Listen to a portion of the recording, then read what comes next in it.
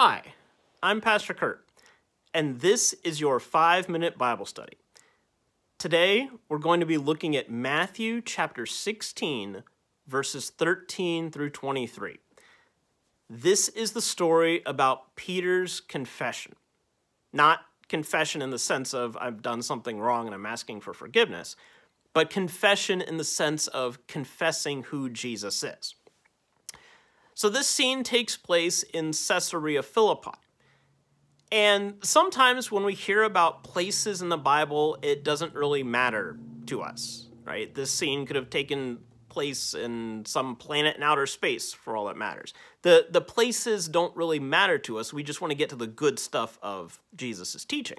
Well, in this case, the place does matter. Caesarea Philippi was a very prominent Roman city. So you've got all of this Roman culture around them. And it is there that Jesus asks his disciples, "Who do people say that I am?" Now, it's not that Jesus cares what people think.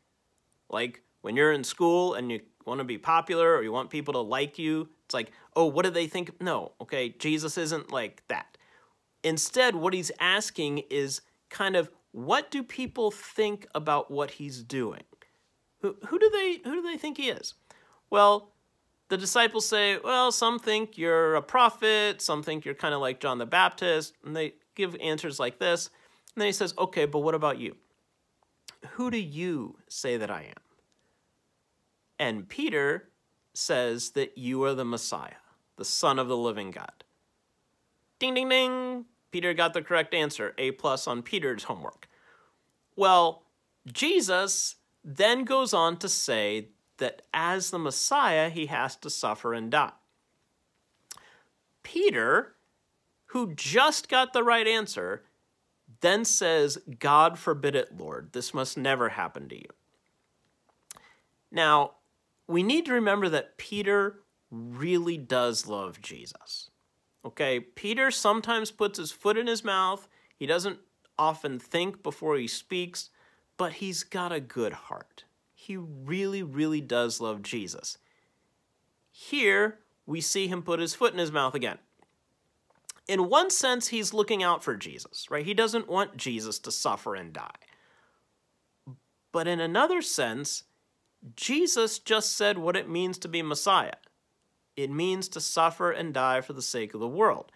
When Peter says, "God forbid it, Lord, this must never happen to you," Jesus then turns around and says, "Get behind me, Satan. You are setting your mind not on divine things, but on human things." Now, why in the world would he call Peter Satan? That's kind of a harsh insult, isn't it? Well, think about what's going on. Peter's words here are almost like a temptation for Jesus not to follow through with this, not to go to the cross and suffer and die. Think back to Jesus' temptation in the wilderness. There, the devil tempted him with all of these different things and started them off by saying, if you are the Son of God, then you can turn these stones to bread, you can jump from the temple, you can have all this power, you can do all this stuff. And every time Jesus says, no, that's not what it means. The same thing's going on here.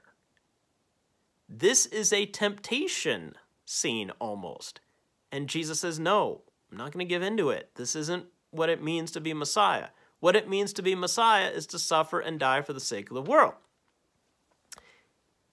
Then, when he says, "Get behind me, Satan," in one sense, it means get out of my way. You're not going to stop me from doing this. But it also means get behind me and follow me. I'm the one in charge here, not you, okay? Think about it for us. Sometimes we want Jesus to do certain things for us. We want him to act the way we want him to act. But he says, no, that's not how it works here. I'm the one in charge. You follow me, not the other way around. sometimes we are really like Peter. We really do love Jesus, but sometimes we put our foot in our mouths too. Sometimes we don't think before we speak. And yet, Jesus still called Peter to follow him. And Jesus still calls you to follow him too. Sometimes, like Peter, we get it right. We say who Jesus is, we confess our faith, we say all the right stuff, but sometimes we don't live out that faith.